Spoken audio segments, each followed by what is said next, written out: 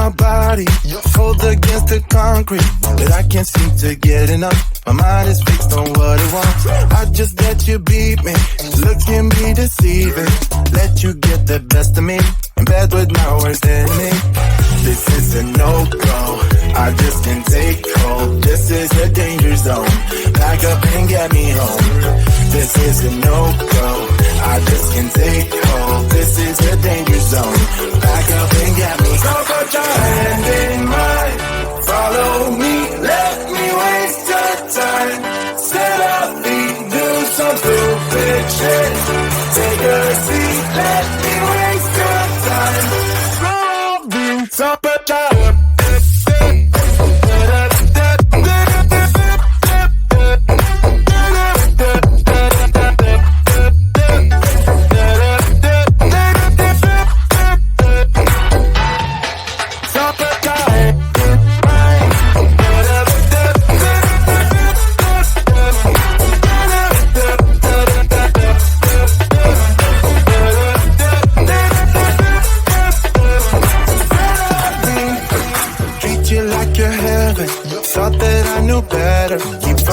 for your innocence, acting like you're into me. I know this is hopeless, moving in slow motion, trying to control my thoughts, but I can't stop our body talk. This is a no-go, I just can't take hold. This is a danger zone, back up and get me home. This is a no-go, I just can't take hold. This is a danger zone, back up and get me. So put your hand in mine, follow me, let me waste your time. Set up feet, do some stupid shit. Take a seat, let me waste your time. Set up feet.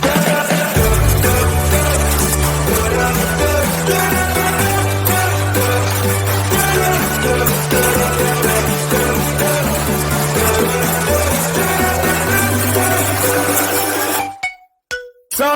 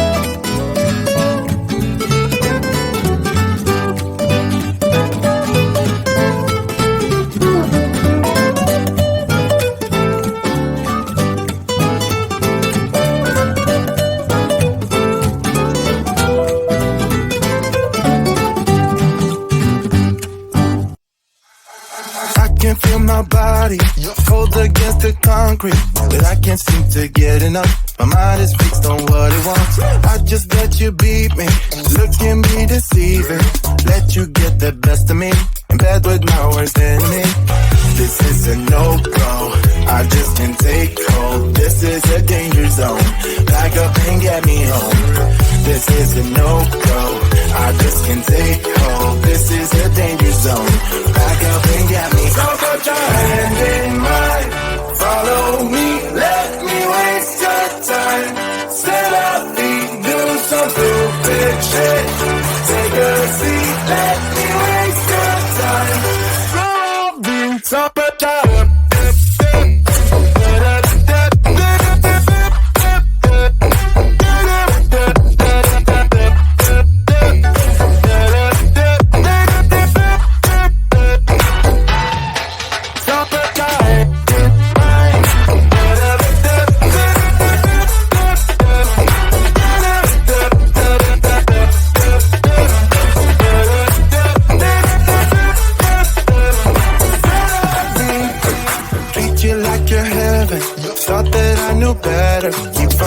for your innocence, acting like you're into me.